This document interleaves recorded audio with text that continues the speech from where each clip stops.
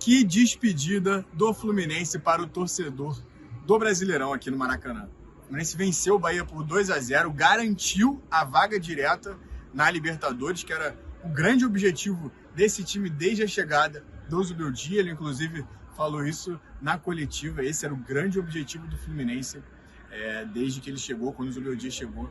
Esse era o grande objetivo do Fluminense, classificar de forma direta para a Libertadores. E para além disso, o Zubeldia ele termina o ano aqui no Tricolor agradecendo pelo trabalho do Mano Menezes e do Renato Gaúcho, porque o Fluminense no Maracanã, ou seja, como mandante, é o time que mais venceu no Campeonato Brasileiro. São 15 vitórias. E fazendo um recorte só do Zubeldia, o Fluminense é o time que mais somou pontos no campeonato.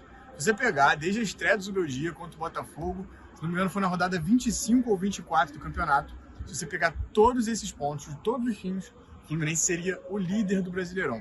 Cheguei a mencionar isso para o Zubeldia na coletiva 2 rodadas atrás, mas ele não gostou muito da estatística, disse que cada jogo era jogo, os times tinham um recorte diferente na temporada, e é correto.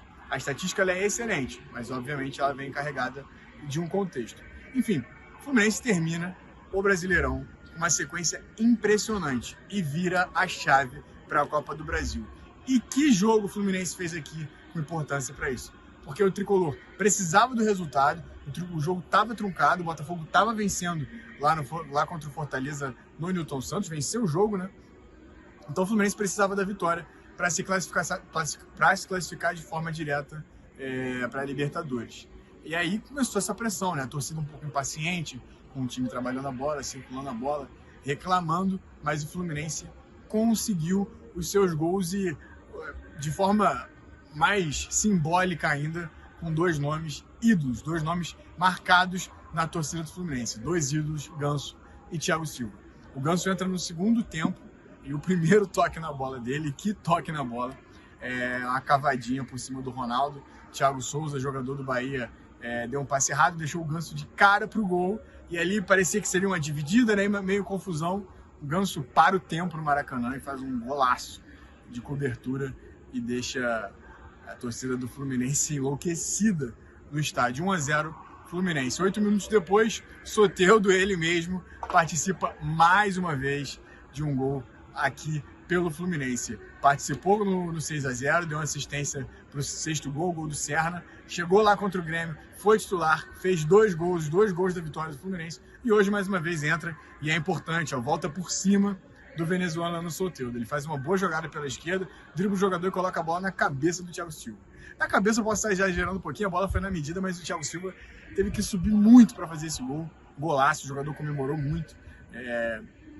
Provavelmente ele está próximo aí, né, de se despedir do Fluminense. Ele tem contrato até o mês de 2026, mas com o título da Copa do Brasil, se ele vier, é bem possível que o Thiago Silva encerre a carreira. A diretoria do Fluminense até teme, né? Quem não temeria a saída do Thiago Silva? Obviamente o Fluminense quer contar com o Thiago Silva pelo máximo de tempo possível, mas teme que esse título da Copa do Brasil seria ótimo, mas ele pode significar uma saída do jogador que seria simbólico, né? Encerrar a carreira dele com o mesmo título que ele iniciou aqui em 2007. Em 2007, o Thiago Silva venceu a Copa do Brasil com o Fluminense. Caso vença agora em 2025, pode acabar encerrando, fechando, né? Do início ao fim. Então hoje o Fluminense tinha dificuldade de jogar, muitos erros técnicos até, o time não parecia o mesmo que era nos últimos jogos, mas ainda assim não foi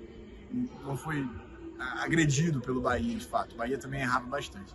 Até o momento em que ocorreram essas 3 substituições, entraram ao mesmo tempo Soteldo, John Kennedy e Hércules, e aí o Fluminense começou a ter um pouco mais o domínio das ações, começou a ser um pouquinho mais incisivo, muito por conta da energia, né, dos jogadores. O time não mudou muito a forma de jogar, apenas o Soteldo tem um X1 um pouquinho mais forte ali que o Serna é um jogador mais de progressão, e o X1 do Soteldo ele é mais agressivo ali no terço final. E aí depois o jogo muda totalmente com a entrada do Ganso, que já faz o primeiro gol. O Fluminense passa a ter mais controle do jogo, já com a vantagem, né? Não precisa se lançar tanto para o ataque, e aí começa a ter um pouco mais de controle de bola. O Fluminense agora enfrenta o Vasco, semifinal de Copa do Brasil, fim de Brasileirão, enfrenta o Vasco pela semifinal, jogo de ida com o mando do Vasco, aqui no Maracanã também, às 8h30 de Brasília, na quinta-feira. depois, 8h30 não, 8 horas da noite, 20 horas. E aí no domingo o jogo, aí sim, o jogo às 20h30, pelo jogo de volta, e aí com o mando do Fluminense. E casa cheia, tanto na ida quanto na volta. E assim eu me despeço, Maracanã vazio. Peço para você deixar o seu like, se inscrever no canal e comentar aqui o seu palpite pro jogo da semifinal da Copa do Brasil, Fluminense e Vasco. Quem passa? Fala aí.